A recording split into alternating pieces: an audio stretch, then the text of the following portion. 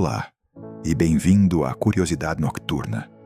Esta noite vamos nos deixar levar para o mundo antigo e extraordinário do oceano, a memória profunda do nosso planeta, escrita em água. Muito antes de as cidades terem sido construídas, ou os mapas desenhados, os mares já estavam vivos, remodelando costas em silêncio. As ondas esculpiam falésias e arrastavam areia. As correntes vagueavam pelo globo, como rios lentos sem margens. Estranhas criaturas brilhavam na escuridão, onde a luz do sol nunca havia chegado. O oceano que imaginas abaixo da superfície é antigo além de toda medida. E, no entanto, continua a mover-se, continua a respirar, continua a mudar.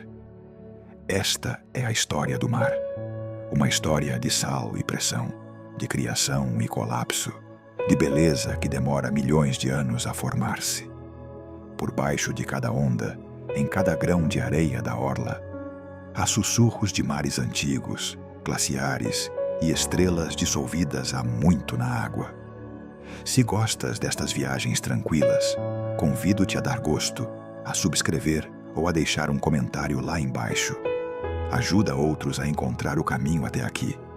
Uma alma sonolenta de cada vez. Por agora, apenas respira. Deixa que os teus olhos fiquem pesados.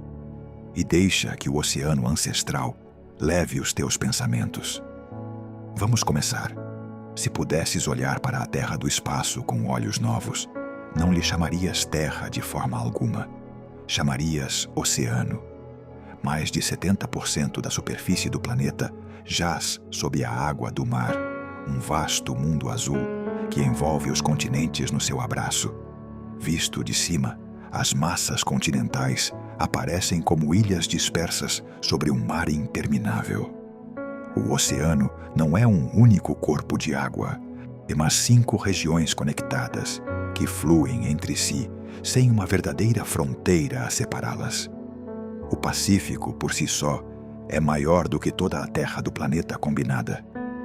Contém tanta água que, se derretesses cada camada de gelo e glaciar, cada rio e lago, cada nuvem e gota de chuva, ainda assim representaria apenas uma fração daquilo que já preenche o mar. Para compreender o nosso planeta, é necessário compreender primeiro que vivemos num mundo de água. A terra em que nos sustentamos é a exceção. O oceano é a regra. Passa um copo de água do mar pelos melhores instrumentos de laboratório e encontrarias traços de quase todos os elementos da tabela periódica.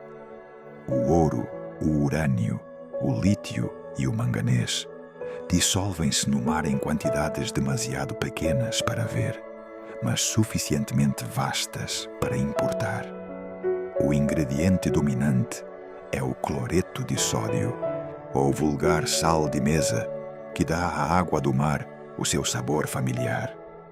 Mas dissolvidos junto a ele estão o magnésio, o cálcio, o potássio, o sulfato e o bicarbonato num coquetel químico que permaneceu notavelmente estável durante centenas de milhões de anos. Os rios transportam minerais erodidos da rocha e depositam-nos no mar. Os vulcões do fundo marinho acrescentam calor e química. Os organismos extraem elementos da água para construir conchas e ossos. E quando morrem, esses materiais afundam e sedimentam, voltando a circular pelas profundezas. O oceano não é um recipiente passivo.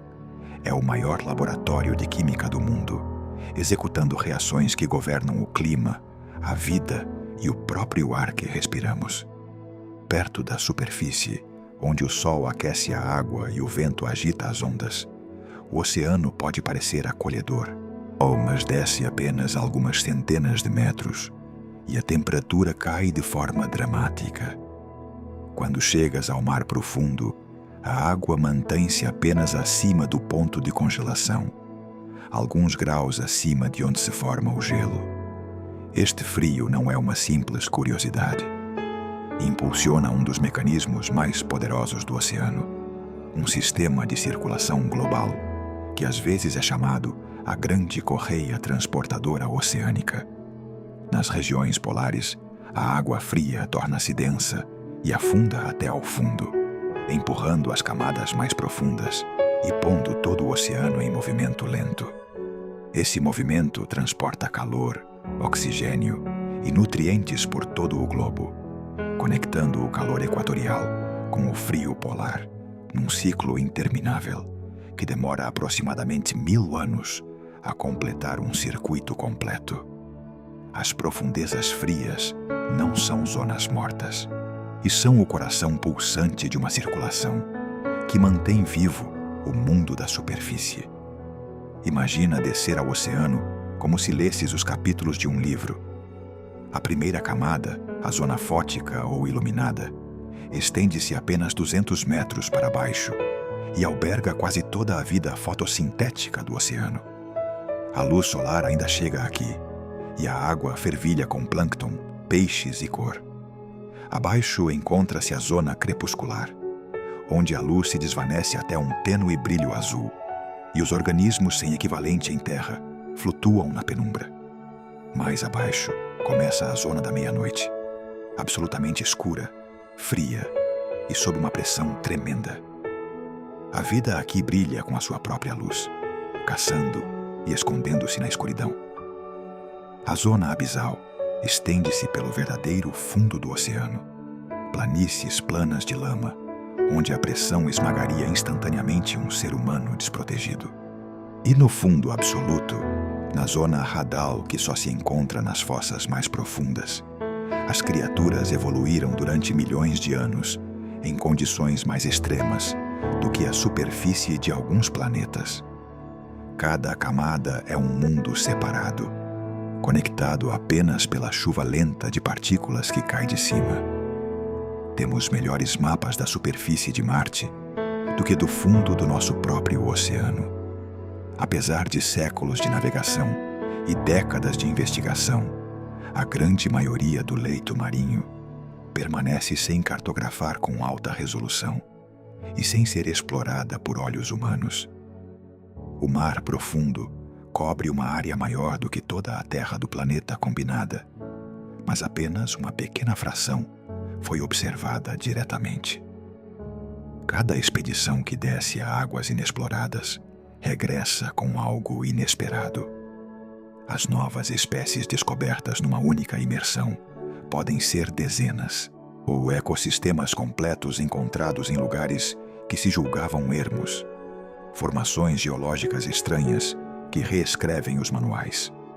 O oceano não é apenas o maior ecossistema da Terra, é também o seu maior desconhecido. Dizer que conhecemos o mar é malentender quão vasto continua a ser o seu mistério. As criaturas, paisagens e processos ocultos sob as ondas podem conter respostas a perguntas que ainda não pensamos em fazer. Quando a Terra se formou pela primeira vez, a partir de poeira e rocha em colisão, não existia nenhum oceano. O planeta era uma esfera fundida, demasiado quente para que a água líquida existisse na sua superfície. Mas à medida que foi arrefecendo, ao longo de centenas de milhões de anos, os vulcões exalaram enormes quantidades de vapor de água que tinham estado encerradas dentro da rocha. Esse vapor subiu para a atmosfera que arrefecia e acabou por cair como chuva. Durante milênios choveu sem parar, enchendo bacias e vales com os primeiros mares primitivos. Mas a desgaseificação vulcânica por si só pode não explicar completamente como chegou tanta água. Os meteoritos antigos chamados condritos carbonáceos e os cometas contêm gelo de água que coincide com a assinatura química dos oceanos da Terra.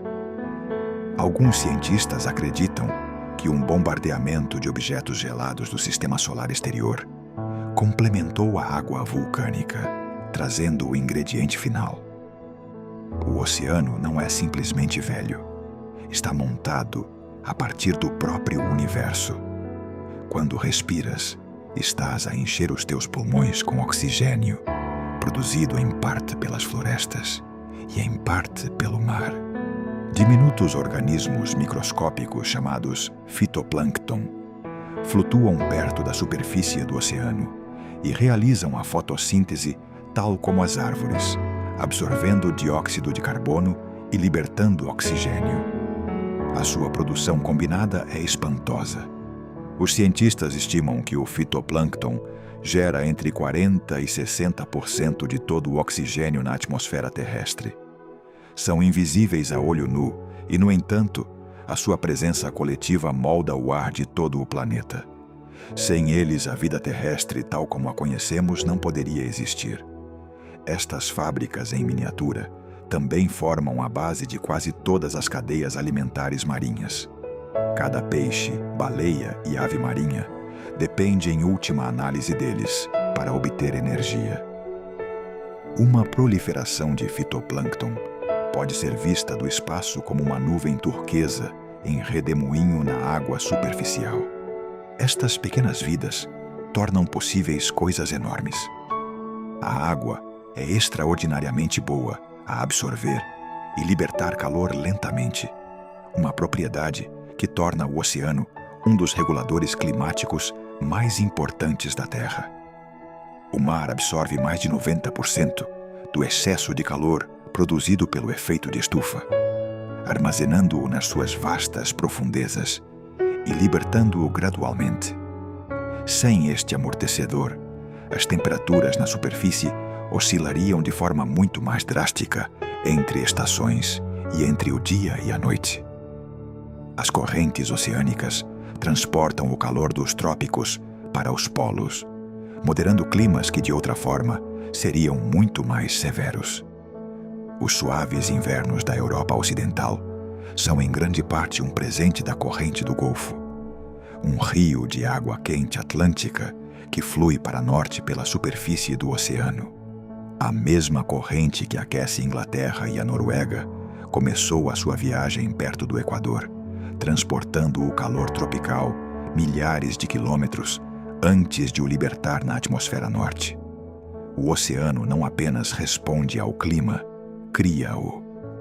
No oeste do Oceano Pacífico, a leste das Ilhas Marianas, o leito marinho afunda numa fossa tão profunda que desafia a imaginação. O Challenger Deep, o ponto mais baixo conhecido do oceano, encontra-se a quase 11 quilômetros abaixo da superfície. Se colocasses o Monte Everest no seu interior, o cume ainda estaria a mais de 2 quilômetros abaixo da água. A pressão a essa profundidade é aproximadamente 1000 vezes maior do que na superfície, suficiente para comprimir o aço e esmagar o ar de qualquer pulmão. No entanto, na década de 1960, um pequeno submersível chamado Trieste desceu até ao fundo e a tripulação encontrou vida lá. Um peixe achatado repousando sobre o sedimento. Um camarão nadando na escuridão. A vida tinha encontrado o seu caminho mesmo no limite mais extremo do que o planeta pode oferecer. Hoje, veículos especialmente concebidos continuam a explorar esta fossa, encontrando micro-organismos no sedimento que reprocessam material orgânico de formas que afetam a química de todo o oceano. Desce abaixo de algumas centenas de metros de água oceânica e os últimos vestígios de luz solar desaparecem. O mundo torna-se negro absoluto. No entanto, não é escuro como é um quarto sem janelas. O mar profundo brilha. Estima-se que entre 70% e 90% dos organismos do mar profundo produzem a sua própria luz através de uma reação química chamada bioluminescência. Os peixes lanterna dançam iscas luminosas para atrair as suas presas. As lulas lançam clarões com padrões que comunicam ou confundem. As medusas pulsam com anéis azuis fantasmagóricos. Os pequenos crustáceos deixam rastros de partículas brilhantes quando perturbados. Até a própria água do mar pode brilhar quando agitada. Um fenômeno que os marinheiros descrevem há séculos. A química por trás deste brilho envolve uma molécula chamada luciferina, que reage com o oxigênio para emitir luz sem produzir calor. Este fogo frio evoluiu de forma independente dezenas de vezes em grupos de animais muito diferentes, sugerindo que resolve um problema fundamental de sobrevivência na escuridão. O oceano profundo é um universo de luz viva. A bioluminescência é possivelmente a forma de comunicação mais comum na Terra e utilizada por mais espécies e em maior volume do que qualquer outra. Apenas não a vemos porque ocorre nas profundezas onde os humanos raramente chegam. É um lembrete de que o mundo que conhecemos é apenas uma pequena fração do mundo que existe. Grande parte da planície abissal, o vasto solo plano do oceano profundo, está coberta por uma camada de sedimento fino, chamada neve marinha. Não é neve no sentido habitual. É uma chuva contínua e suave de partículas orgânicas que cai de cima. Plâncton morto, pellets fecais, fragmentos de organismos maiores e poeira mineral deslizam lentamente para baixo, através de quilômetros de água, demorando dias ou semanas a chegar ao fundo. Quando chegam, acumulam-se numa lama suave e escura, que cresce à razão de apenas alguns milímetros por cada 1000 anos. Os objetos que caem nesta planície afundam lentamente nela, às vezes desaparecendo completamente com o passar dos séculos. O sedimento conserva um registro de tudo o que passou pela coluna de água acima dele. Os cientistas perfuram este arquivo para ler climas passados, níveis de produtividade antigos e a história do próprio oceano. Cada camada de lama é uma página num livro que remonta a milhões de anos. Sob as correntes superficiais visíveis dos satélites e dos navios, o oceano move-se de formas ocultas. Ao longo das plataformas continentais e pelos canhões submarinos, a água densa carregada de sedimento às vezes flui em poderosos rios submarinos, chamados correntes de turbidez. Quando desencadeadas por terremotos ou pela acumulação lenta de sedimento, estas correntes podem cruzar o leito marinho a velocidades superiores a 100 km por hora, transportando enormes volumes de areia e detritos até as profundezas. Cortaram cabos de comunicação submarinos, esculpiram canhões submarinos tão grandes como qualquer um em terra e depositaram leques de sedimento do tamanho de países pequenos na planície abissal. A maior corrente de turbidez conhecida esculpiu o leque Laurentino ao largo da costa do Canadá, espalhando o sedimento por uma área maior do que a França. Estes rios invisíveis remodelam o leito oceânico em momentos que a paisagem visível demora anos a igualar. São os deslizamentos de terra ocultos de um planeta coberto na sua maior parte por água.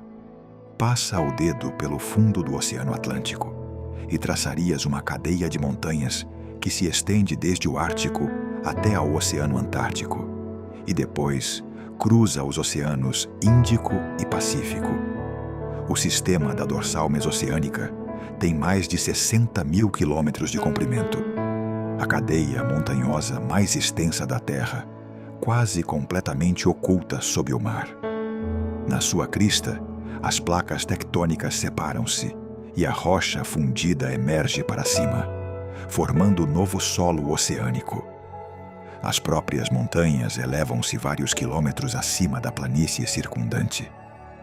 Nos lugares onde a dorsal rompe a superfície, forma ilhas como a Islândia e os Açores. A atividade vulcânica ao longo da dorsal é contínua. Forma-se nova rocha, arrefece e estende-se para fora. O leito marinho é uma correia transportadora que leva a crosta para longe da dorsal, até que finalmente afunda sob um continente numa zona de subducção. Cada poucos centímetros do solo oceânico foi um dia magma em brasa que subia desde a dorsal inferior. Ao longo da dorsal mesoceânica, onde as placas se separam e a rocha quente se aproxima da superfície, a água do mar filtra-se pelas fendas da crosta. Desce até que se aproxima do calor do manto, onde superaquece muito acima do ponto de ebulição normal, mantendo-se em estado líquido apenas pela imensa pressão existente abaixo. Depois, sobe rapidamente através da rocha, recolhendo minerais dissolvidos pelo caminho. Quando sai para o oceano frio, emerge como uma nuvem negra ou branca de fluido rico em minerais chamada fonte hidrotermal. À volta destas fontes, evoluíram comunidades de vida que dependem completamente da química em vez da luz solar. As bactérias quimiosintetizantes formam a base de uma cadeia alimentar que inclui vermes tubulares gigantes de 2 metros de comprimento, camarões cegos, caranguejos pálidos e peixes translúcidos. Cada organismo aqui funciona graças ao calor e aos minerais do interior do planeta. Estes ecossistemas são dos mais isolados da Terra e mudaram a nossa forma de pensar sobre os limites da vida.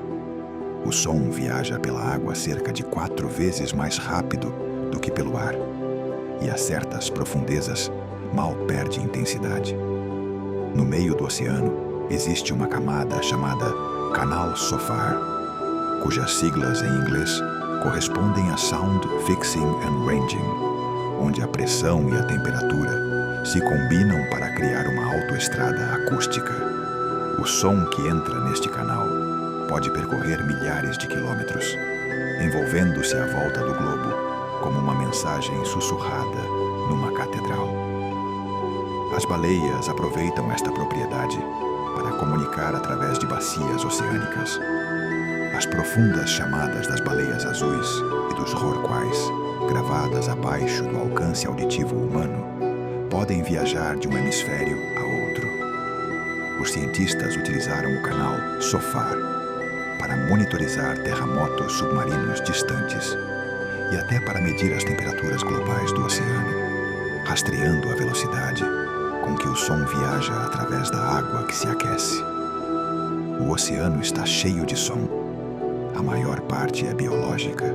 Os cliques e canções de criaturas que navegam, caçam e comunicam num mundo onde a escuridão torna o ouvido mais importante do que a visão. Antes de existirem as baleias azuis, os maiores animais da Terra eram os dinossauros. A baleia azul supera até os mais massivos deles.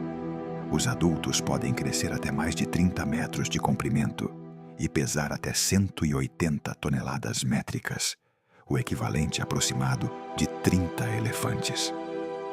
Um coração do tamanho de um carro pequeno bombeia sangue através de um corpo tão vasto que um ser humano poderia arrastar-se pelas suas artérias maiores.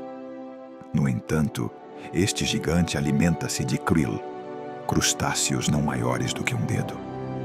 Toma enormes bocados de água, filtra os diminutos animais e engole-os por milhões.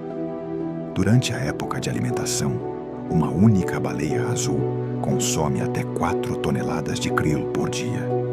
Apesar da sua enormidade, as baleias azuis são esquivas, encontradas em todos os oceanos, mas nunca em grandes grupos. As suas chamadas de baixa frequência podem ser detectadas a milhares de quilômetros de distância. Foram quase caçadas até a extinção no século XX. Hoje, os seus números estão a recuperar, lentamente e em silêncio, algures no azul profundo. Entre os sons mais evocadores do oceano estão as canções das jubartes. Estas complexas vocalizações podem durar desde 20 minutos até várias horas, com padrões que se repetem e evoluem ao longo de uma época de reprodução. Todos os machos de uma determinada região cantam a mesma canção, mas a canção muda gradualmente de ano para ano, com novas frases que se espalham de baleia em baleia, como uma tradição que evolui lentamente. Ninguém tem bem a certeza daquilo que as canções comunicam. parecem relacionadas com a reprodução, mas a mensagem precisa continua incerta.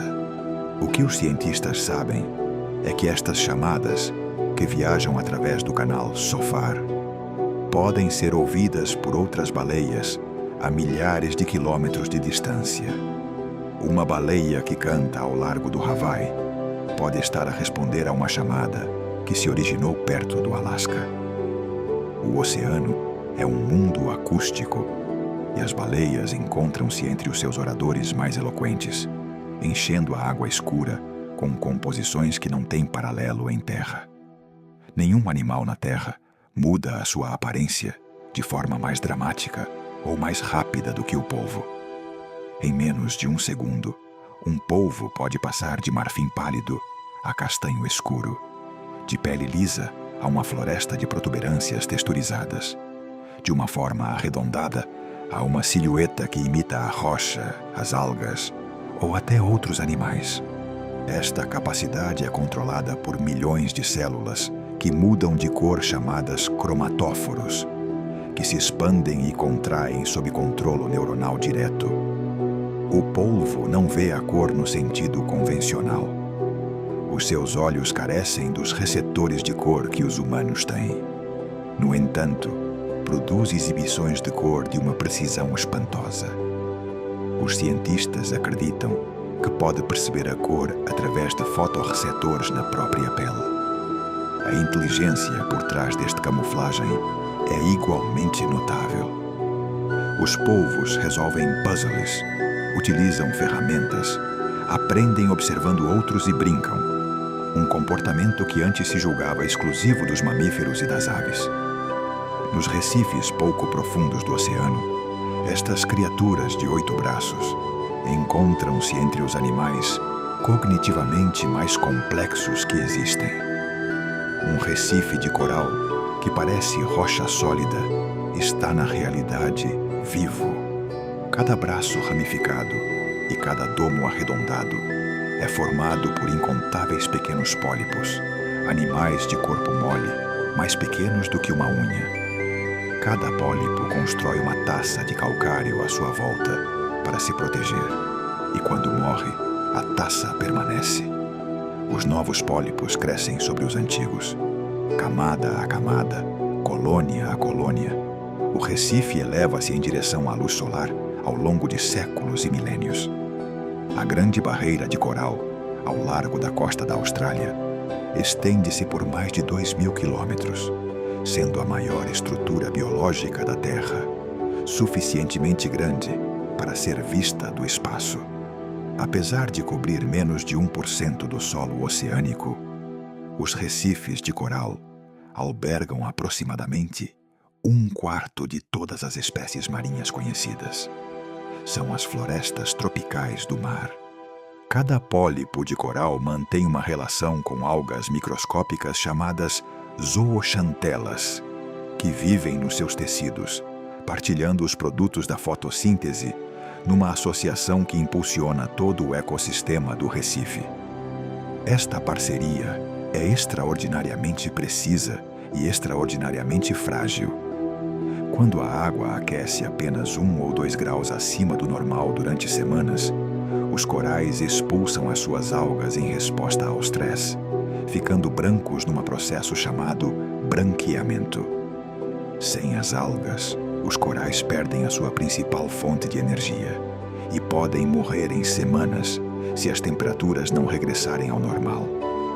Os eventos de branqueamento em massa, que eram raros antes da era industrial, tornaram-se cada vez mais frequentes e severos.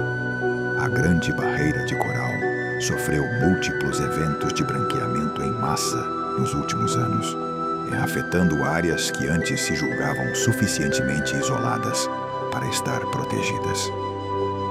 Cada evento de branqueamento é um termômetro do oceano, um sinal visível de que a temperatura da água excedeu os limites evolutivos de criaturas que construíram estruturas que demorou milênios a criar. A cada ano, a atividade humana liberta milhares de milhões de toneladas de dióxido de carbono para a atmosfera. Sem o oceano, esse gás acumular-se-ia muito mais rapidamente do que acontece. O mar absorve aproximadamente 30% de todo o dióxido de carbono de origem humana, sequestrando-o nas suas profundezas através de uma combinação de processos físicos e biológicos. Na superfície, o dióxido de carbono dissolve-se diretamente na água.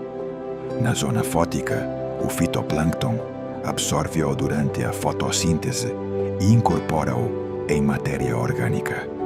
Quando esses organismos morrem, parte desse carbono afunda no oceano profundo, naquilo que os cientistas chamam a bomba biológica, extraindo-o da atmosfera durante séculos ou milênios. Este serviço é enorme e em grande parte invisível.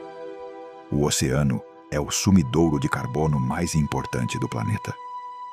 Mas tem um custo. À medida que mais dióxido de carbono se dissolve na água do mar, o oceano torna-se mais ácido. Este processo, chamado acidificação oceânica, ameaça as estruturas de carbonato de cálcio dos corais, dos moluscos e de muitos plânctons que sustentam as redes alimentares marinhas. Desde meados do século XX, o oceano global subiu aproximadamente 20 centímetros e a taxa está a acelerar. 2 processos são os responsáveis. O primeiro é a expansão térmica. À medida que a água do mar se aquece, expande-se ligeiramente em volume. O segundo é o degelo do gelo em terra. Os glaciares e as calotes de gelo da Groenlândia e da Antártida estão a perder massa a taxas crescentes, e essa água de degelo flui para o oceano, elevando o seu nível. Para as comunidades costeiras e as ilhas de baixa altitude, mesmo pequenas subidas do nível do mar podem ser catastróficas. As ondas de tempestade que antes inundavam uma vez por século podem inundar anualmente. A água salgada infiltra-se nos aquíferos de água doce. As praias erodem e as ilhas encolhem. O oceano não se preocupa com fronteiras nem economias. Sobe constantemente, carregando a assinatura térmica de cada tonelada de gás, com efeito de estufa libertada para a atmosfera. O mar é a memória do aquecimento do planeta e registra essa memória na lenta e paciente subida da sua superfície. Se pudesses rastrear a viagem de uma única gota de água através do oceano, seguirias uma viagem de aproximadamente 1000 anos. Começando perto da superfície nos trópicos, seria transportada para norte por correntes superficiais quentes. No longínquo Atlântico Norte, arrefeceria, tornar-se-ia mais densa e afundaria até ao fundo. A partir daí, fluiria para sul pelo Atlântico Profundo, à volta da ponta de África, pelo Oceano Índico e para o Pacífico. Eventualmente, subiria em regiões de ressurgência ao longo das costas e voltaria à superfície, aquecida pelos trópicos, para começar o ciclo de novo. Este grande circuito chama-se circulação termorralina, impulsionada por diferenças de temperatura e salinidade. Distribui o calor do Equador para os polos, leva oxigênio para as profundezas e traz nutrientes à superfície, onde a vida mais os necessita. Se esta circulação abrandasse significativamente, as consequências climáticas alcançariam cada canto do globo. A cada poucos anos, um aquecimento do Pacífico tropical central e oriental desloca os padrões de vento, as correntes oceânicas e as precipitações de todo o planeta. Este fenômeno, chamado El Niño, pode trazer inundações devastadoras ao Peru e à Califórnia, enquanto mergulha a Indonésia e a Austrália na seca. Enfraquece a monção sobre a Índia, aquece os invernos no norte dos Estados Unidos e fortalece os furacões no Pacífico, enquanto os suprime no Atlântico. A escala da perturbação, produzida por uma simples mudança na temperatura do oceano, é assombrosa. A sua contraparte, La Niña, inverte estes efeitos. arrefecendo a mesma região e produzindo resultados aproximadamente opostos. Juntas, estas duas fases formam a oscilação Sul-El Niño, o sinal climático interanual mais poderoso da Terra. Cada seca, inundação e época de tempestades é influenciada pelo estado do Oceano Pacífico. O mar não apenas responde à atmosfera, dita-lhe em ritmo lento e irregular, que moldou a história humana durante milhares de anos. Os efeitos do El Niño estendem-se muito além das perturbações climáticas imediatas. As pescarias colapsam quando as correntes de ressurgência, que normalmente levam nutrientes à superfície, ficam suprimidas pelo aquecimento das águas superficiais. As doenças propagam-se mais facilmente em regiões onde as inundações criam condições favoráveis para vetores como os mosquitos. As colheitas falham em regiões que dependem de precipitações sazonais previsíveis.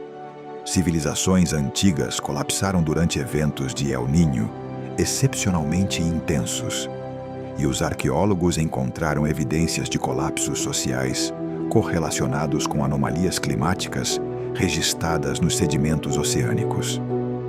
A civilização Moche, no Peru antigo, por exemplo, entrou em declínio durante um período de El Niños repetidos e particularmente severos.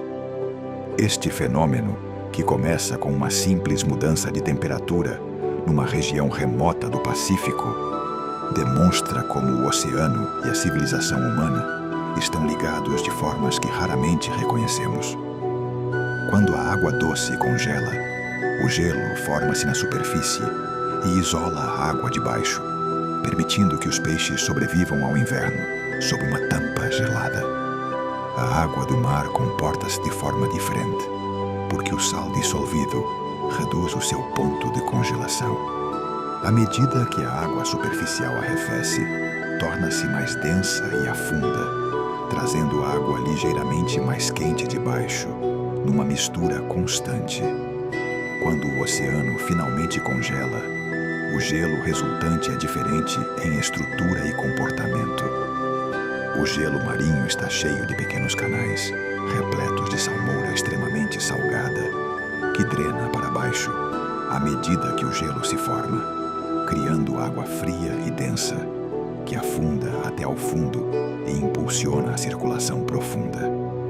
Nos canais que permanecem, algas e bactérias especializadas sobrevivem num dos habitats mais duros da Terra e formam a base de uma cadeia alimentar dependente do gelo que inclui krill, peixes, focas e ursos polares. O oceano que congela não é um lugar morto. É um ecossistema estranho e especializado moldado inteiramente pela física do sal e do frio. Ou um grande iceberg desprende-se de um glaciar na Groenlândia ou na Antártida, como uma ilha de gelo de água doce, do tamanho de uma cidade pequena. Parte numa viagem que pode durar décadas, impulsionado por correntes e ventos, através de milhares de quilômetros de oceano aberto. À medida que viaja, derrete por baixo e por cima, libertando água doce, que reduz a salinidade dos mares circundantes e alimenta proliferações de fitoplâncton com água de degelo glaciar rica em ferro.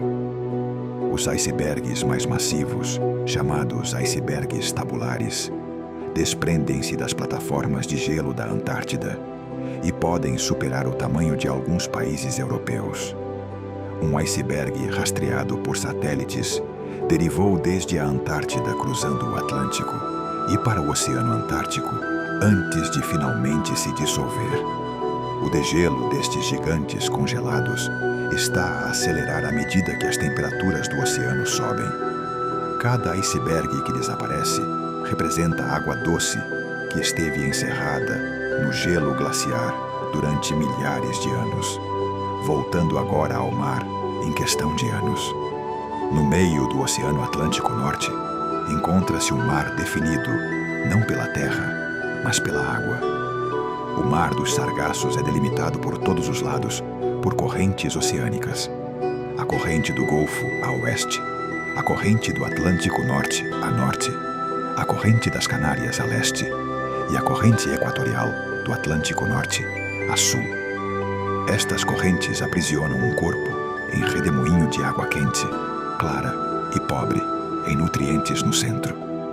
O mar recebe o seu nome do sargaço, uma alga castanha que flutua na sua superfície em enormes tapetes dourados, formando um ecossistema único que não existe em nenhum outro lugar da Terra.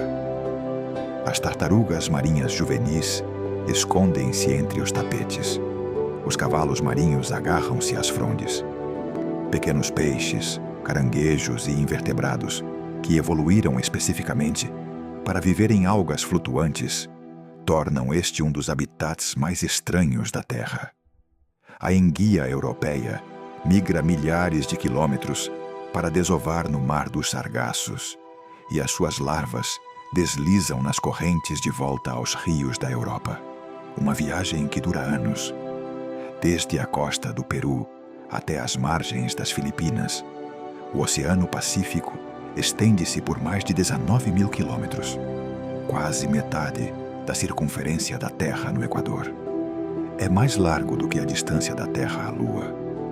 A sua área supera a de todas as massas terrestres do mundo combinadas. No seu interior, encontram-se mais de 25 mil ilhas, formando o oceano mais rico em ilhas do planeta. Os pontos mais profundos, os mais altos e os mais vulcanicamente ativos do solo oceânico existem dentro dos seus limites. Alberga mais de metade de toda a mágoa dos oceanos do mundo. O Pacífico foi considerado outrora tão vasto e inacessível que os primeiros navegantes europeus duvidavam de poder atravessá-lo vivos. Os ilhéus do Pacífico da Polinésia, Micronésia e Melanésia navegaram-no há milhares de anos sem instrumentos, guiados pelas estrelas, pelas ondas, pelo vento e pelo comportamento das aves. O seu conhecimento do oceano era tão detalhado como qualquer mapa. Quando vês uma onda que avança em direção à orla, parece que a água viaja em direção a ti. Não é assim. O que viaja é energia, e a própria água move-se em órbitas circulares, subindo quando uma onda passa e voltando a descer sem avançar realmente em direção à costa. É por isso que um pedaço de alga flutuante sobe e desce no mesmo lugar quando as ondas passam por baixo, em vez de ser arrastado para a costa. As ondas nascem longe no mar quando o vento transfere energia para a superfície da água. Um vento sustentado sobre uma longa extensão de oceano aberto, chamado FET, constrói ondas progressivamente maiores com o tempo. As ondas maiores medidas de forma fiável atingiram mais de 30 metros de altura durante fortes tempestades no Oceano Antártico. Mesmo estes gigantes são padrões de energia que se movem através da água, não rios de água que se movem pelo mar. Quando as ondas finalmente chegam a águas pouco profundas, perto de uma costa, e o movimento circular comprime-se, a onda abranda e empina-se, e a energia que viajou milhares de quilômetros liberta-se finalmente numa rebentação de espuma. Quando um terremoto massivo rompe uma falha sob o solo oceânico, pode deslocar verticalmente um enorme volume de água. Esse deslocamento irradia-se para fora como um tsunami, não como uma única onda, mas como uma série de pulsos de comprimento de onda longo que viajam através de bacias oceânicas inteiras. Em águas abertas, um tsunami pode ser mal perceptível, apenas uma ligeira subida de 1 metro ou menos, movendo-se à velocidade de um avião comercial. Um navio no mar passaria por cima de um sem que a tripulação o notasse jamais. Mas o verdadeiro perigo está na costa. À medida que a onda entra em águas pouco profundas, abranda e a sua energia comprime-se para cima. O que era uma ligeira ondulação em águas profundas torna-se uma parede de água que pode penetrar terra adentro durante quilômetros, arrastando tudo à sua passagem. O tsunami do Oceano Índico de 2004 matou mais de 200 mil pessoas e foi sentido até na Antártida. A energia libertada nesse terremoto foi equivalente a milhares de armas nucleares a detonar simultaneamente sob o mar. A maioria das pessoas pensa nas correntes oceânicas como simples correntes que se movem a um ritmo constante perto da superfície. Na realidade, o interior do oceano está cheio de complexos vórtices giratórios, sistemas meteorológicos submarinos que podem persistir durante anos. Estas massas de água em rotação, algumas que se estendem por centenas de quilômetros, aprisionam e transportam calor, sal e nutrientes à medida que viajam. Formam-se quando as principais correntes, como a corrente do Golfo, desprendem laços giratórios de água, da mesma forma que um rio desprende meandros. Dentro de um vórtice, a água roda lentamente, isolando a sua química interna do mar circundante. Alguns vórtices levam água quente a regiões frias. Outros extraem água fria das profundezas, criando manchas temporárias de produtividade biológica. Os satélites podem detectar a sua assinatura na superfície como ligeiras variações na altura do mar. Sob a superfície, são invisíveis e sem cartografar. O oceano interior é tão dinâmico e meteorológico como a atmosfera que o cobre, apenas em câmara lenta. O mundo visual submarino não se parece em nada com o que vemos acima da superfície. Certos peixes e cefalópodes percebem a luz polarizada, ou uma propriedade da forma como as ondas de luz oscilam, que é invisível para os olhos humanos. Na água, os padrões de luz polarizada mudam com a profundidade, o ângulo e a posição do Sol. E alguns animais utilizam estes padrões para a navegação, a detecção de presas e a comunicação. Os camarões mantis levam isto ao extremo. Têm 16 tipos de fotorreceptores, em comparação com os 3 do olho humano, e podem detectar 12 comprimentos de onda diferentes da cor, além da luz ultravioleta e polarizada. O seu mundo visual contém canais de cor que não têm nome em nenhum idioma humano, porque nenhum ser humano os viu jamais. No oceano, a visão evoluiu sob pressões completamente diferentes das da Terra. A água absorve rapidamente a luz vermelha, deixando um mundo azul nas profundezas. Os sistemas visuais das criaturas marinhas estão sintonizados com este ambiente de formas que os tornam genuinamente alheios à nossa experiência. Muito antes dos dinossauros, antes de as árvores terem evoluído completamente, antes de o primeiro vertebrado se ter arrastado para a Terra, os tubarões já nadavam nos oceanos da Terra. Os tubarões mais antigos conhecidos aparecem no registro fóssil há uns 450 milhões de anos, antes mesmo da extinção em massa, que eliminou mais de 90% das espécies marinhas. Enquanto essas extinções refaziam o oceano à sua volta, os tubarões sobreviveram e continuaram.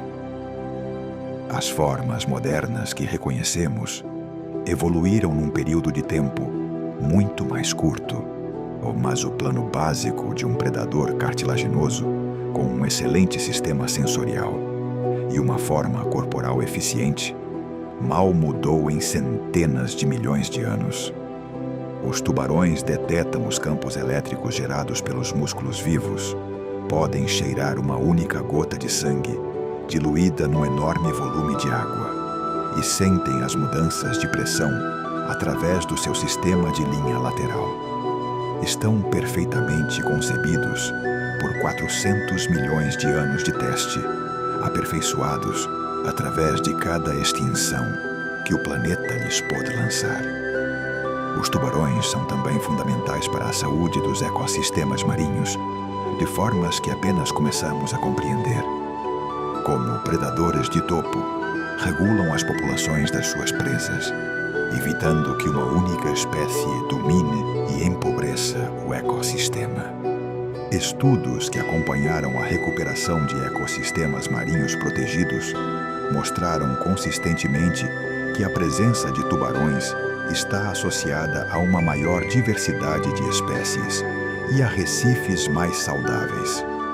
Quando os tubarões desaparecem de um ecossistema, os efeitos em cascata propagam-se por toda a cadeia alimentar de formas imprevisíveis. Um animal que sobreviveu a 5 extinções em massa não o fez por acidente. Sobreviveu porque é insubstituível e profundamente integrado nos sistemas vivos que o rodeiam. No meio do Oceano Pacífico, elevando-se a partir do solo oceânico, encontra-se o vulcão Mauna Kea. O seu cume situa-se 4 quilômetros acima do nível do mar, suficientemente alto para receber neve no inverno. Mas medido desde a sua base no fundo marinho, o Mauna Kea eleva-se mais de 10 quilômetros, o tornando-o a montanha mais alta da Terra por essa medida, superando mesmo o Monte Everest. O oceano oculta dezenas de tais gigantes. Os montes submarinos, vulcões subaquáticos que não chegaram bem à superfície, elevam-se milhares de metros desde a planície abissal e formam habitats isolados que atraem concentrações de vida marinha. As suas encostas criam zonas de ressurgência, onde a água profunda rica em nutrientes sobe à superfície, alimentando proliferações de produtividade. Muitos montes submarinos foram descobertos apenas nas últimas décadas, cartografados por sonar a partir de navios de investigação que cruzavam águas que se julgavam sem características. Cada um é uma montanha na escuridão, e como todas as montanhas, muda o clima à sua volta, as correntes que fluem por ela e a vida que se agarra a ela. As medusas têm flutuado pelos oceanos da Terra durante pelo menos 500 milhões de anos, tornando-as um dos grupos de animais multicelulares mais antigos conhecidos. Precedem os dinossauros em quase 300 milhões de anos e superaram cada extinção em massa que o planeta experimentou. Conseguem esta longevidade sem nenhuma das maquinarias que associamos à vida complexa, sem cérebro para processar informação, sem coração para bombear fluido, sem sangue para transportar oxigênio. Em vez disso, tem um sistema nervoso simples que coordena o seu sino pulsante, uma rede difusa de células que percebe a luz, a gravidade e a química sem nada que se pareça com pensamento. Os seus corpos são aproximadamente 96% água. Algumas espécies não crescem mais do que uma unha. Outras, como a medusa crina de leão, e arrastam tentáculos de mais de 30 metros de comprimento. A Turritopsis dohrnii, uma pequena espécie do Mediterrâneo, pode reverter a sua forma juvenil depois de atingir a maturidade sexual, reiniciando efetivamente o seu ciclo de vida e, potencialmente, vivendo de forma indefinida nas condições adequadas. A crosta oceânica não dura para sempre. Nas zonas de subducção à volta do Oceano Pacífico e noutros lugares, a crosta oceânica densa afunda sob a crosta continental mais leve e mergulha de volta no manto, onde se funde e se junta à rocha fundida de baixo. Este processo é implacável e contínuo. O Oceano Pacífico está a encolher vários centímetros por ano, à medida que o seu leito desaparece sob a Ásia, as Américas e as cadeias de arcos de ilhas que marcam o limite de subducção. O mesmo processo constrói os vulcões do Anel de Fogo do Pacífico e gera os terremotos que abanam regularmente o Japão, o Chile e o Alasca. Nenhum leito oceânico tem mais de aproximadamente 200 milhões de anos, um breve momento nos 4.500 milhões de anos de história do planeta. O leito do Mediterrâneo está a desaparecer ativamente sob o sul da Europa, Um processo que eventualmente fechará o Mediterrâneo por completo e construirá uma cadeia montanhosa onde agora se encontra o mar. Caminha por um deserto do sudoeste dos Estados Unidos e observa os penhascos em camadas que se elevam à tua volta. Muitas dessas camadas são calcário, e o calcário forma-se a partir das conchas acumuladas de organismos marinhos em mares quentes e pouco profundos. A pedra sob os teus pés foi leito oceânico. Os fósseis de coral, ameijoas e criaturas marinhas aparecem na rocha do deserto, nos cumes das montanhas, nos penhascos de giz de Dover e nos depósitos do Cretáceo do Texas. Ao longo da longa história da Terra, os mares avançaram e recuaram sobre os continentes dezenas de vezes. O interior da América do Norte estava coberto por um mar pouco profundo, chamado a Via Marítima Interior Ocidental, há apenas 65 milhões de anos. A Terra que consideramos permanente foi leito oceânico mais vezes do que foi terra seca. Caminhar sobre calcário antigo é caminhar sobre um oceano desaparecido, as suas criaturas comprimidas em pedra, a sua química encerrada em rocha, a sua memória preservada em cada fóssil e cada grão de sedimento. Muito acima do solo oceânico, invisível para qualquer navio ou nadador, a uma chuva constante e suave de partículas orgânicas deriva lentamente para baixo através da coluna de água. Os cientistas chamam-lhe neve marinha e é um dos processos mais importantes do oceano. Consiste em células mortas de plâncton, pellets fecais, muco desprendido, pequenos grãos minerais e grumos de material orgânico que se agregam na sua descida. Um único floco de neve marinha pode demorar semanas a derivar desde a zona fótica até ao leito marinho. À medida que cai, as bactérias e os pequenos animais consomem partes dela, extraindo nutrientes e energia. O que chega ao fundo é uma versão transformada do que começou na superfície. Esta chuva lenta é o mecanismo principal pelo qual o oceano exporta carbono da superfície para as profundezas. É a bomba biológica que extrai o dióxido de carbono da atmosfera e o enterra no sedimento. Sem a neve marinha, o papel do oceano como sumidouro de carbono seria muito menor e a atmosfera muito mais quente. Nas gélidas águas do Oceano Ártico, uma baleia nada com um único dente em espiral que sobressai para a frente desde a sua cabeça. O dente do narval, que pode crescer até mais de 3 metros de comprimento, é na realidade um dente sobredimensionado, concretamente um canino que perfura o lábio superior e continua a crescer numa espiral no sentido anti-horário. Durante séculos, os europeus acreditavam que os dentes eram os chifres de unicórnios míticos e comercializavam-nos a preços extraordinários. A ciência, finalmente, revelou a verdade, que não é menos notável do que a lenda.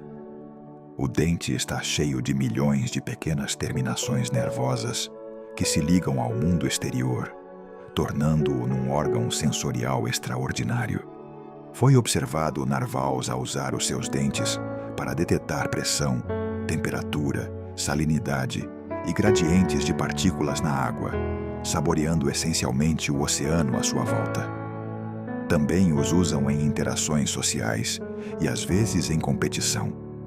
O dente é tanto ferramenta como órgão, um instrumento biológico sintonizado com as águas árticas ao longo de milhões de anos de evolução. No fundo da Fossa das Marianas, a pressão é mais de 1000 vezes maior do que ao nível do mar. Um corpo humano levado a essa profundidade sem proteção seria esmagado instantaneamente. No entanto, as criaturas que lá vivem experimentam essa pressão como algo normal. Os peixes adais, o termo para aqueles que se encontram nas fossas oceânicas mais profundas, evoluíram com uma bioquímica que funciona precisamente nessas condições. As suas proteínas desfariam-se sob pressões mais baixas. As suas membranas celulares são compostas de lípidos diferentes dos peixes de águas menos profundas, mantendo-as fluidas em vez de sólidas sob o frio extremo e a pressão.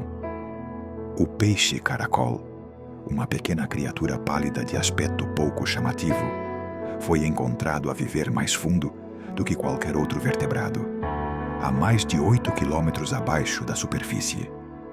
Alimenta-se de camarões e pequenos crustáceos que caem na fossa. Estes peixes não estão a sobreviver a condições difíceis. Estão perfeitamente adaptados a condições que são extremas, apenas de uma perspectiva superficial. Durante a Guerra Fria, quando os submarinos precisavam de comunicar através de bacias oceânicas sem serem detectados, aproveitavam uma propriedade física do mar que tinha sido descoberta décadas antes. O canal SOFAR, uma camada de profundidade onde o som viaja de forma excepcionalmente eficiente, permitia aos submarinos enviar sinais acústicos codificados a milhares de quilômetros com uma perda mínima de intensidade de sinal. Este mesmo canal transporta as chamadas de baixa frequência das baleias, permite que hidrofones distantes detetem terremotos submarinos e foi utilizado por cientistas para monitorizar as mudanças na temperatura do oceano, medindo a velocidade com que o som viaja através da água que se aquece. O canal existe porque a velocidade do som depende da temperatura e da pressão. Abaixo da quente superfície, a temperatura diminui e abranda o som. Mas a maior profundidade, o aumento da pressão acelera-o de novo. À profundidade em que estes dois efeitos se equilibram, o canal SOFAR forma um guia de ondas acústico natural. É uma estrutura invisível no oceano, detetável apenas com instrumentos, utilizada por criaturas que evoluíram milhões de anos antes de os humanos pensarem em escutar. Dissolvido no vasto volume dos oceanos do mundo, há uma quantidade extraordinária de ouro. Os cientistas estimam que aproximadamente 20 milhões de toneladas de ouro existem em concentração diluída por todo o mar, junto com quase todos os outros elementos da tabela periódica. A concentração é tão baixa, apenas algumas partes por bilhão, que não existe nenhum método econômico para o extrair. O enorme volume de água mais do que compensa a diluição. Este ouro não foi depositado lá num único evento. Acumulou-se ao longo de milhares de milhões de anos, à medida que os rios o erodiam das rochas, e as fontes hidrotermais acrescentavam água rica em minerais, e os impactos de meteoritos contribuíam com metais do espaço. O mesmo processo que mantém o ouro demasiado diluído para ser extraído também cicla nutrientes essenciais para a vida. O oceano não é simplesmente um recipiente de minerais dissolvidos. É um sistema dinâmico em que tudo está ligado. O ouro, que não pode ser extraído, faz parte de uma química que sustenta o plâncton, que produz o oxigênio no ar que está acima dele. Nas águas costeiras pouco profundas e nas pradarias de ervas marinhas dos mares temperados e tropicais do mundo, vive uma das criaturas mais improváveis do oceano. O cavalo marinho, apesar do seu nome, é um peixe verdadeiro. Respira com guelras, tem bexiga natatória e está classificado entre os peixes de barbatanas radiadas.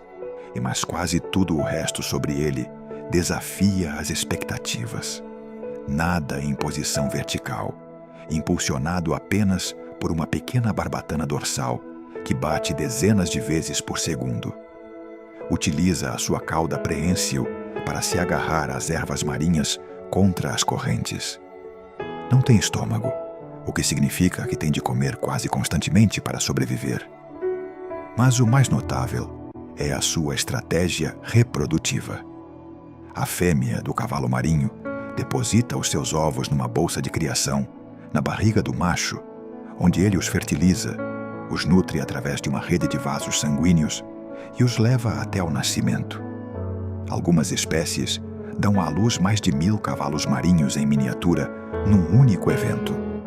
O macho carrega cada gravidez. No reino animal, esta inversão dos papéis reprodutivos é extraordinariamente rara. Sob a superfície do oceano, o leito marinho não é uma planície uniforme, mas uma paisagem tão variada como qualquer continente. Em vários lugares do mundo, poças de salmoura assentam no fundo do oceano como lagos submarinos, cheias de água tão densa em sal e metano que não se mistura com a água do mar circundante. Tem uma superfície e uma margem definidas. Organismos estranhos que evoluíram especificamente para a sua química extrema vivem na salmoura ou nas suas margens, onde a água fria e densa flui sobre uma dorsal submarina, cai em cascata pelo outro lado, formando uma queda de água. A queda de água do Estreito da Dinamarca, uma cascata de água ártica fria que cai para o Atlântico, desce mais de 3,5 km, tornando-a a maior queda de água da Terra em altura, e transporta um volume de água aproximadamente 5 vezes maior do que o caudal do rio Amazonas. Estas paisagens submarinas, quedas de água, lagos e rios, são expressões ocultas da mesma física que molda o mundo visível acima, apenas operando num meio que as torna quase impossíveis de ver. Nas águas costeiras pouco profundas de quase todos os continentes da Terra, leitos de ervas marinhas estendem-se pelos fundos arenosos e lamacentos, as suas finas folhas verdes balançando com a corrente. As ervas marinhas não são algas, são plantas com flores, as únicas plantas verdadeiras que regressaram ao oceano a partir de terra.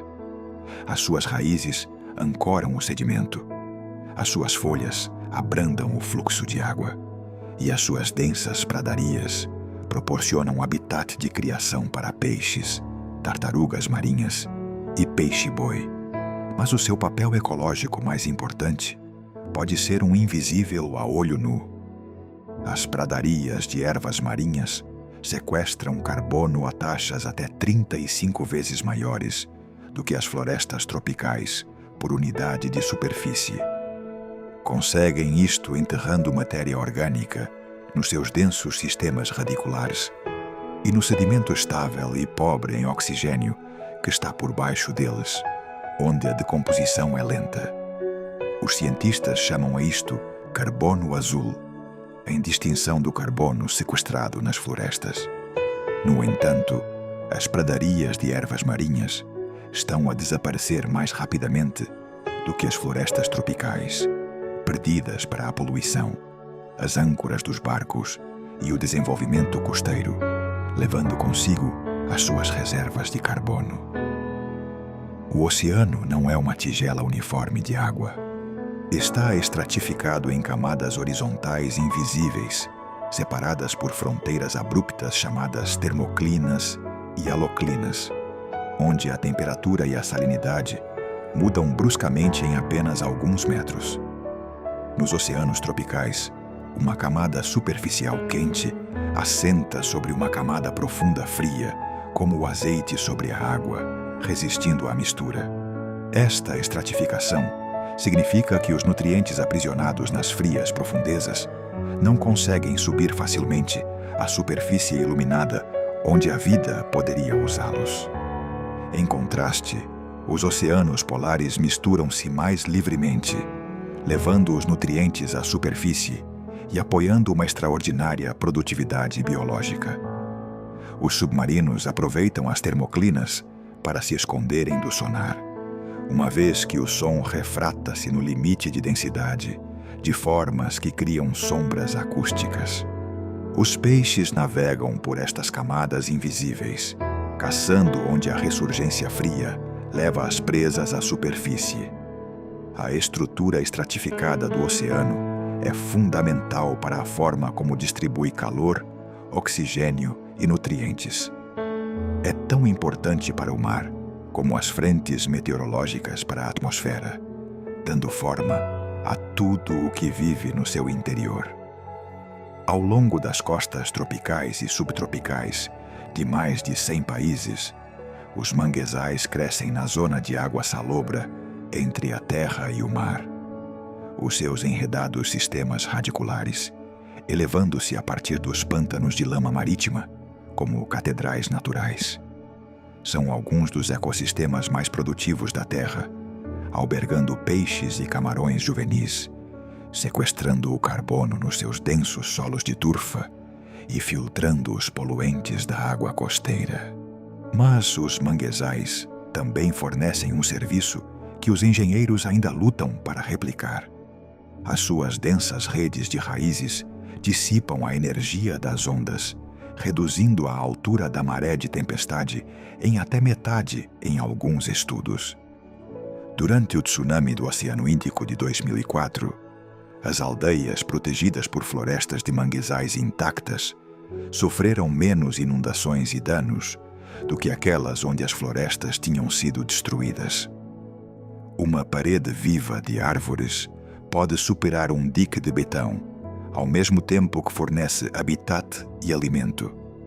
No entanto, os manguezais estão a ser perdidos para o desenvolvimento costeiro, a aquicultura de camarões e a subida do nível do mar, a taxas que deixam as costas cada vez mais vulneráveis às tempestades, que estão a ficar mais fortes à medida que o oceano aquece.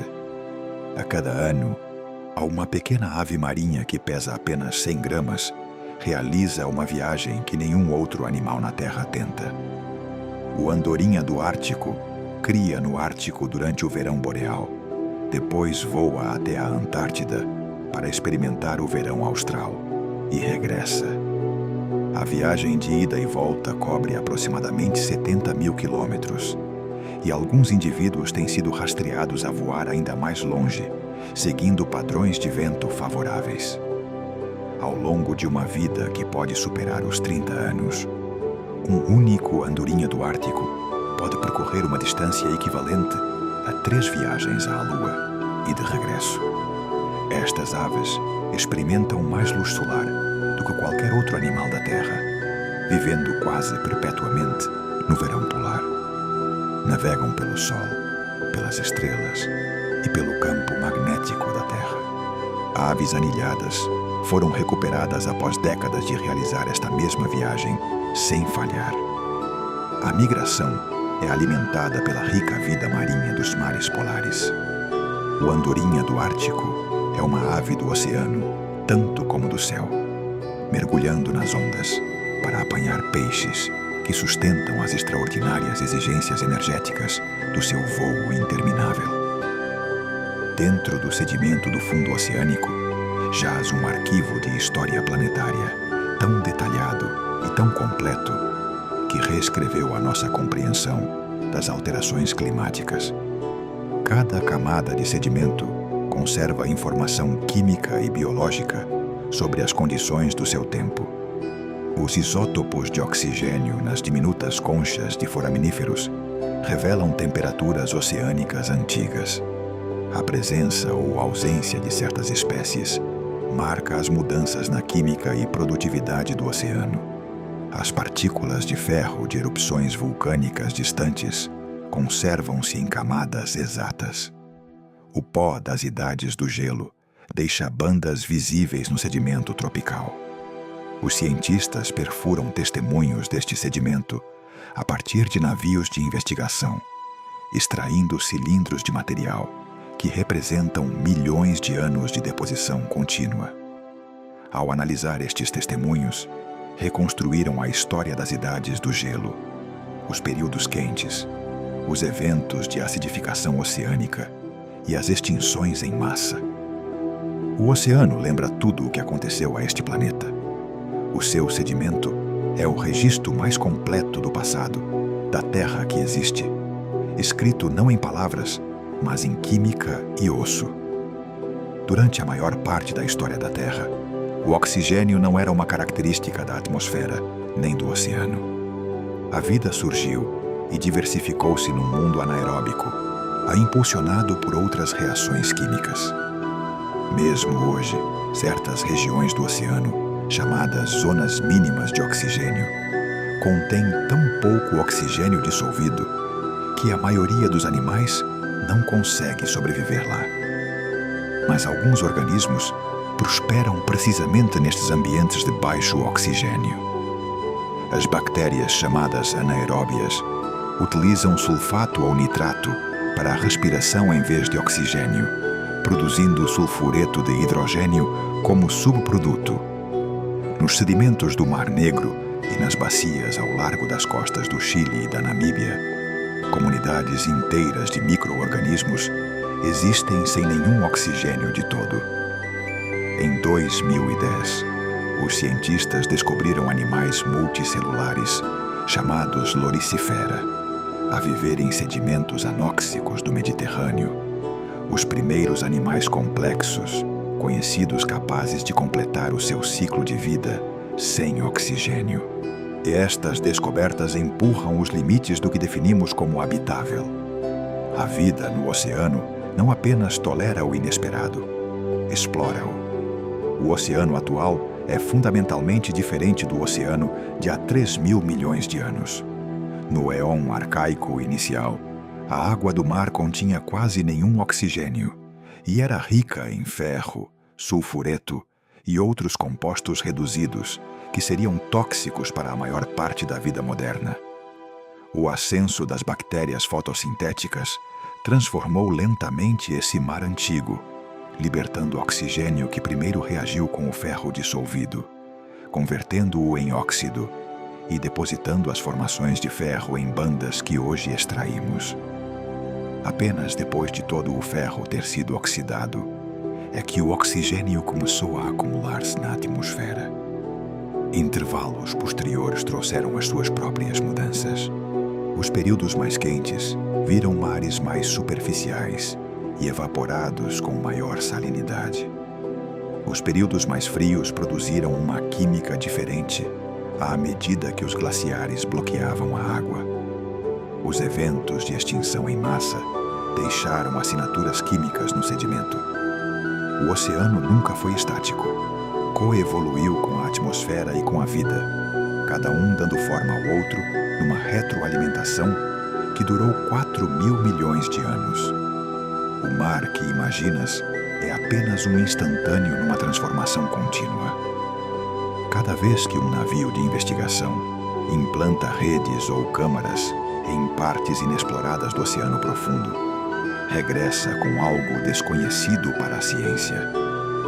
Novas espécies são descritas do oceano a uma taxa que seria notável, mesmo que o oceano estivesse bem explorado. Dado o pouco que foi amostrado diretamente, o verdadeiro número de espécies não descritas é provavelmente enorme. As estimativas sugerem que o oceano pode conter entre 500.000 e 1 milhão ou mais de espécies, ainda à espera de serem identificadas. Muitas delas serão micro-organismos, bactérias e arqueias com bioquímicas distintas de qualquer coisa estudada em laboratórios. Mas também continuam a ser descobertos animais maiores. A lula gigante, outrora considerada um mito, foi fotografada viva no seu habitat natural pela primeira vez apenas em 2004. Novas espécies de baleias-bico foram descritas nas últimas décadas. O oceano não está meramente a esconder segredos. Está cheio de taxonomias inteiras que ainda não encontramos. O nosso conhecimento da vida neste planeta é incompleto em proporção direta ao quanto pouco do oceano exploramos. Durante aproximadamente os primeiros 4.000 milhões de anos de vida na Terra, o oceano foi o seu único lar. Os organismos unicelulares apareceram no mar. A vida multicelular evoluiu lá. Os primeiros animais com simetria e órgãos, as primeiras criaturas com olhos, os primeiros predadores e presas, todos se originaram no oceano. A explosão câmbrica, a rápida diversificação dos planos corporais complexos dos animais, que começou há aproximadamente 540 milhões de anos, ocorreu inteiramente debaixo de água. Os peixes evoluíram no oceano antes de o primeiro vertebrado se arrastar para a terra. Os insetos, os répteis e, finalmente, os mamíferos remontam toda a sua ancestralidade até os antepassados oceânicos. Até as plantas que colonizaram a Terra fizeram-no a partir de algas verdes que primeiro dominaram a fotossíntese em mares pouco profundos. O oceano não é simplesmente um ecossistema. É o berçário evolutivo do qual emergiu toda a vida complexa na Terra, moldado por pressões de seleção que permanecem inalteradas em muitas partes do mar profundo. Cada criatura em terra carrega dentro da sua biologia a memória do mar. Este facto tem consequências profundas para a forma como entendemos a vida. Quando os biólogos comparam o ADN de espécies muito diferentes, descobrem frequentemente semelhanças inesperadas. Genes que realizam funções parecidas em organismos tão distantes como uma mosca e um ser humano. Estas semelhanças não são coincidências. Refletem a herança comum de organismos que partilharam antepassados oceânicos durante centenas de milhões de anos antes de as suas linhagens divergirem.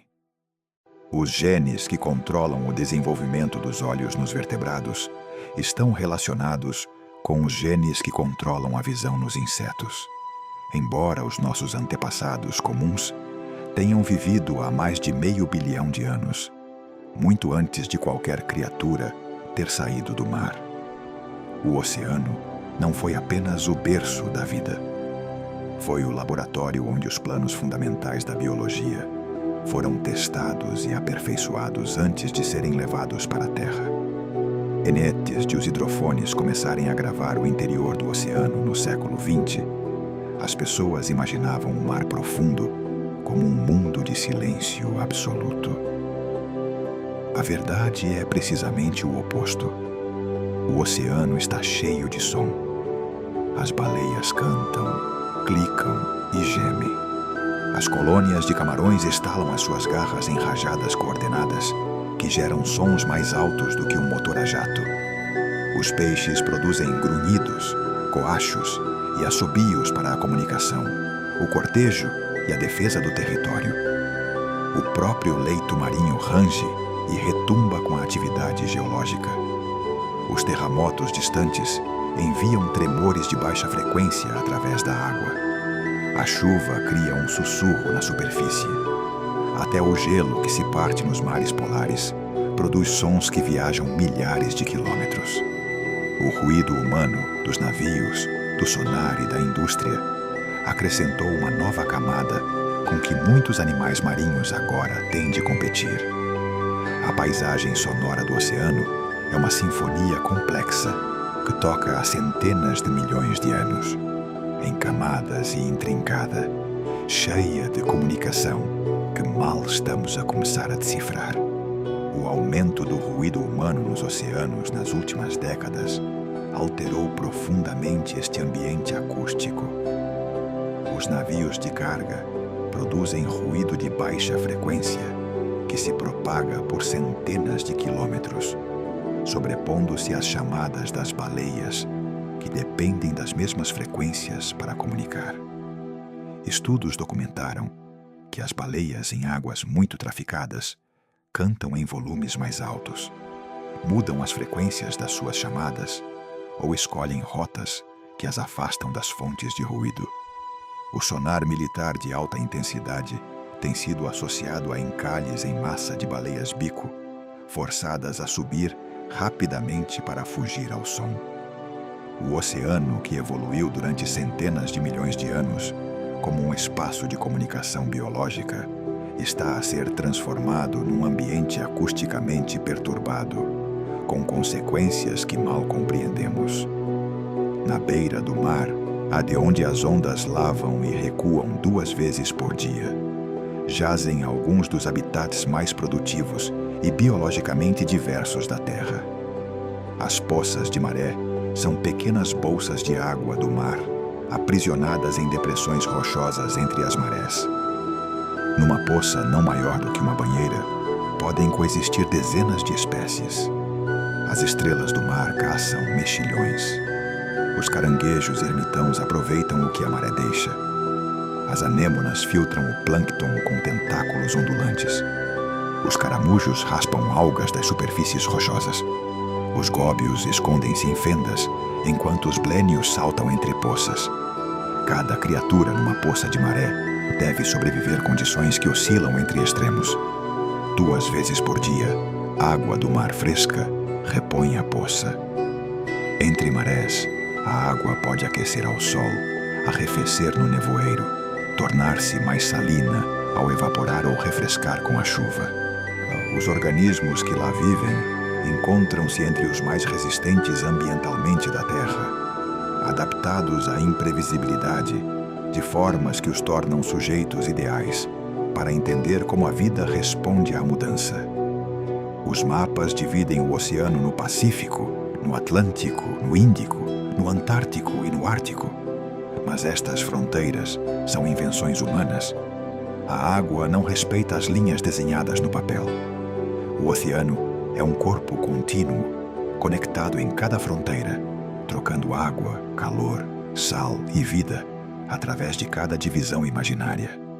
Uma molécula de água evaporada do Oceano Índico tropical pode cair como chuva na Amazônia, fluir para o Atlântico, derivar para norte numa corrente superficial, afundar na água profunda do Atlântico Norte, viajar pelo leito oceânico até ao Pacífico e subir numa ressurgência ao largo da costa do Peru. Esta viagem dura centenas de anos. Durante ela, essa molécula de água participou em cada parte da química do oceano, ajudou a sustentar incontáveis organismos, influenciou o clima de 3 continentes e registrou as condições de cada oceano que atravessou. Os 5 oceanos nomeados são um oceano com diferentes nomes.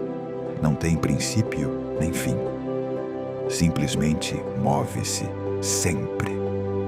O oceano que existe hoje não é o oceano de há 100 anos, e não será o oceano daqui a 100 anos. As temperaturas da superfície do mar subiram mais de 1 grau Celsius desde que começou a era industrial, alterando fundamentalmente a distribuição das espécies marinhas, deslocando o alcance das pescarias, branqueando recifes de coral que demoraram milhares de anos a construir. O oceano está mais ácido do que esteve em pelo menos 800 mil anos e ameaçando a calcificação de tudo, desde ostras até ao plâncton que sustenta as redes alimentares. As zonas mínimas de oxigênio estão a expandir-se à medida que a água mais quente contém menos gás dissolvido. Estas não são previsões, são medições. O oceano está a mudar a um ritmo que não tem paralelo no registro geológico recente, impulsionado pela libertação de gases com efeito de estufa que o próprio mar luta por absorver. O futuro do oceano é incerto, mas o oceano em si é paciente. Sobreviveu a cada catástrofe que a Terra experimentou. Se a vida no seu interior consegue adaptar-se suficientemente depressa, é a pergunta que define esta era. A geologia e a oceanografia não são ciências separadas. São capítulos da mesma história. As placas que deslizam sob os continentes também dão forma às bacias oceânicas.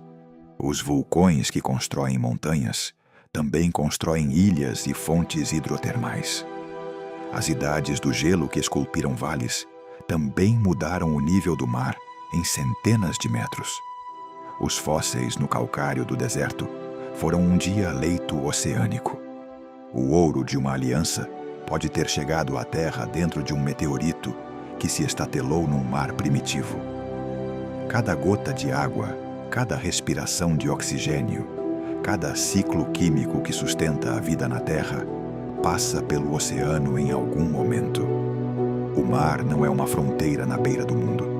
É o órgão maior e mais importante do mundo, ligado a tudo impulsionando tudo, lembrando tudo. Estudá-lo é estudar o passado, o presente e o futuro do planeta, simultaneamente. O oceano não contém simplesmente a história da Terra.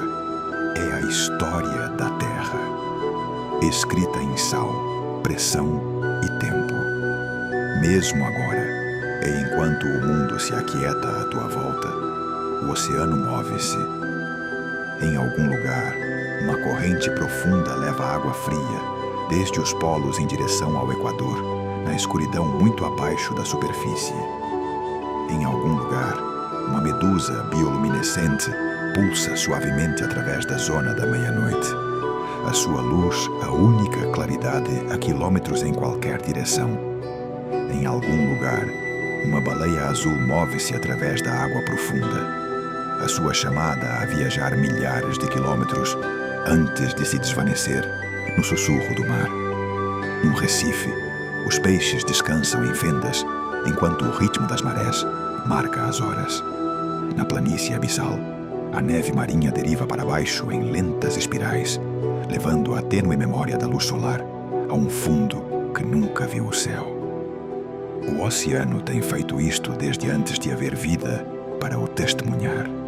E continuará muito depois de os problemas deste momento terem passado para a camada de sedimento em que eventualmente se tornarão. Há consolo nessa paciência, no ritmo profundo e lento de um mundo que sobreviveu a tudo e continua a avançar, centímetro a centímetro, grau a grau, onda a onda. Deixa que esse ritmo abrande a tua respiração agora. Imagina a pressão da água escura, a quietude das profundezas, a ausência de gravidade de derivar muito abaixo de onde qualquer tempestade te pode alcançar. O oceano não carrega urgência, apenas movimento, memória e a lenta química do tempo. Cada molécula de água no teu corpo já esteve no oceano. És feito do mar antigo, sempre carregaste o seu sal. E na quietude antes do sono, quase podes senti-lo. O suave puxão da maré dentro de ti, levando-te gentilmente para o descanso. Deixa que os teus pensamentos derivem como neve marinha. Deixa que as profundezas te sustentem. O oceano lembrou cada criatura que alguma vez viveu no seu interior. Cada organismo que respirou, que se moveu, que existiu nestas águas, deixou a sua marca na química do mar, nos sedimentos do fundo, nas correntes que ainda circulam hoje. Também te lembrará a ti, à sua maneira, no seu tempo. Por agora, não há mais nada a fazer, senão flutuar no silêncio entre a vigília e o sono, levado por algo mais antigo do que a imaginação. Boa noite.